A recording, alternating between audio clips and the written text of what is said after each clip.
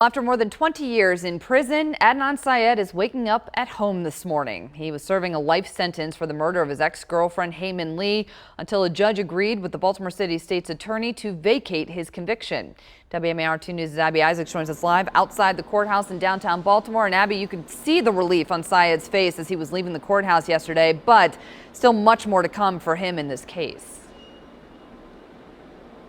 Yeah, Megan, he's been fighting for the last 23 years to prove his innocence. And while the Baltimore City State's attorney says she's not prepared yet to say that he's innocent, she does believe at the very least he does deserve a new trial. And the continuing investigation will determine whether they will retry him or drop the charges completely and pursue another suspect. It was a very emotional day for Adnan Syed and his friends and family. After spending more than 20 years in prison for a crime he says he didn't commit, a judge has overturned his life sentence because of missteps original prosecutors made in the case.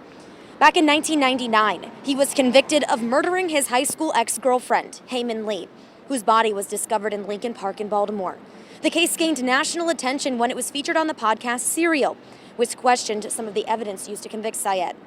Much of the original trial hinged on cell phone data records, which prosecutors say was flawed and is no longer reliable.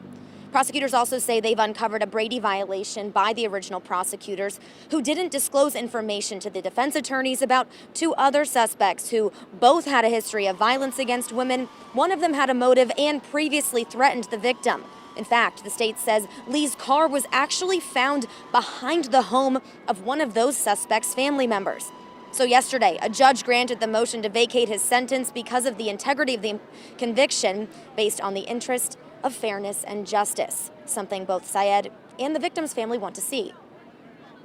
I mean, after the last 23 years, you can never be surprised about anything. So it was just overwhelming and we were super excited about it. I tried to applaud, but they said no applauding, but I just put my hand in my heart because I was so happy.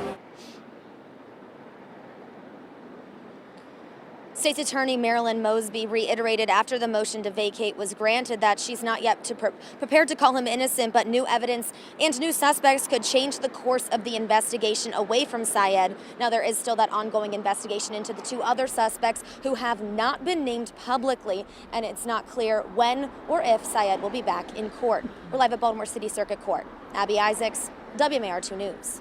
All right, Abby, thank you very much.